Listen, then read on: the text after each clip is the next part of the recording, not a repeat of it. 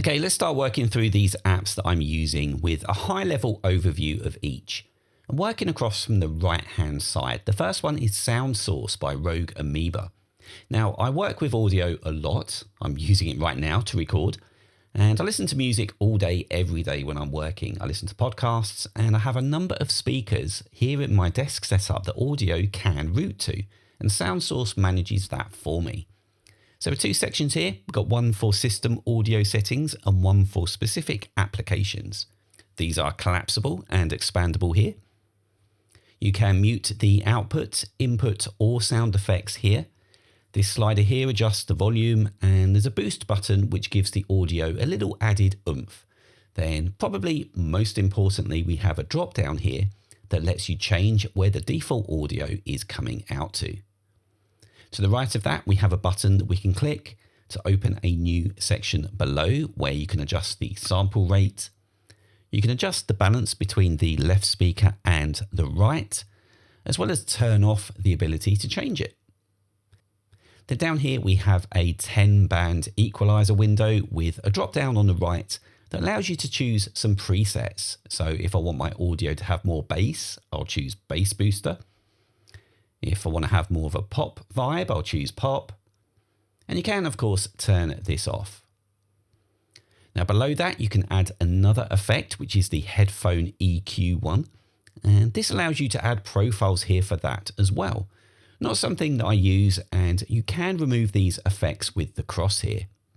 Now, as well as the output, you can change the input source and where the sound effects are routed through from.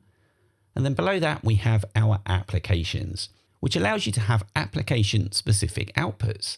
So for music here, it doesn't matter where the system audio is outputting to, I always want this going to my studio display speakers. And ScreenFlow down here, well, that always comes out of my mixing device. To add an application, just click on Add Favorite, and it shows you the running applications, or you can click Select Application to choose another. So if I come down to the Podcasts app, I can change this to always come out of the studio display speakers. SoundSource is a great application that has pride of place in my menu bar.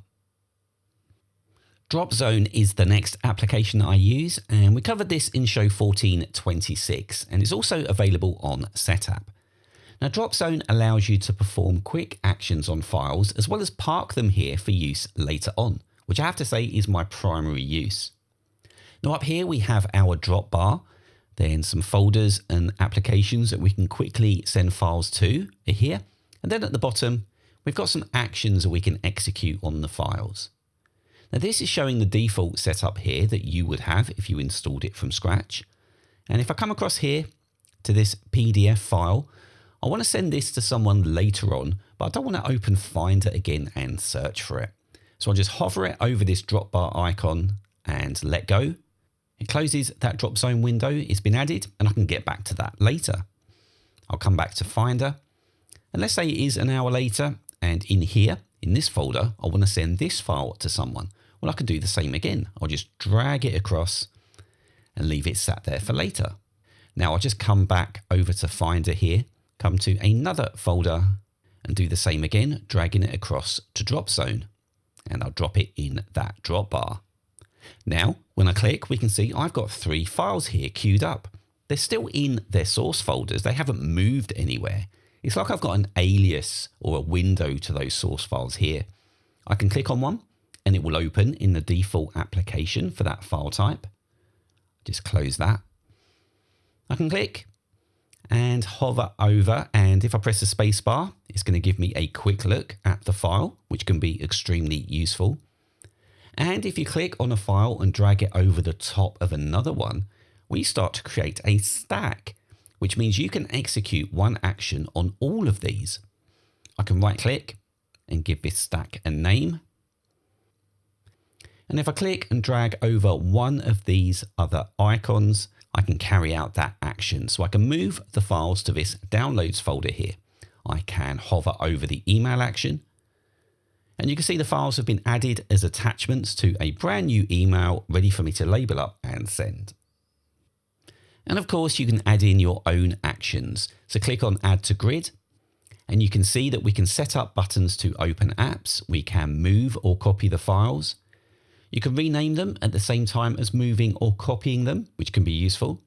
Then there are some built-in actions below, like upload to an FTP server that you configure. If they're images, then you can automatically resize them. And maybe best of all, or at least the one that gives you the most scope, is you can have a shortcut run that you've set up for those files.